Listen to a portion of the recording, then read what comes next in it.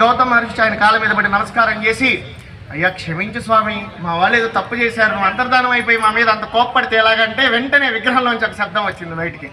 లేదు, నువ్వు గోవిందా గోవిందా అంటుంటే నాకు ఎంత ఆనందంగా అనిపించిందో. నేను వెనక్కి తిరిగాను అనుకో, నువ్వు గోవిందా అంటాం మానేస్తావు, నేను అది తట్టుకోలేను. నువ్వు గోవిందా అంటే నేను వింటూ ఉండాలి కాబట్టి వెనక్కి తిరగకుండా వచ్చాను. ఇక్కడి నుంచి నన్ను గోవిందా అనే నామస్మరణతో ఎవరైతే స్మరిస్తారో వాళ్ళని ప్రేమతో కటాక్షిస్తానన్నారట. అంత పరమ పవిత్రమైంది గోవిందనామం. కనుక మనం కూడా ఎలాగా ఆయన ఎలా అయితే ఆర్తనాదంగా గోవిందా అని కాస్త గోవిందా గోవిందా అన్నారో, మనం కూడా గోవిందనామస్మరణని తర్వాత కార్యక్రమంలో కూడా గోవిందా అన్నప్పుడు ఒక్కసారిగా నమస్కారం చేసుకుంటూ స్వామిని చూస్తూ ఆ శబ్దం, మీరంత దూరంలో ఆ శబ్దం, ఆ యొక్క ఫ్రీక్వెన్సీ స్వామికి తగలాలి.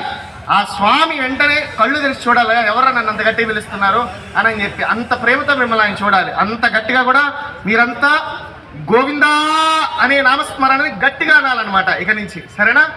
ఏడుకొండలవాడ వెంకటరమణ గోవిందా.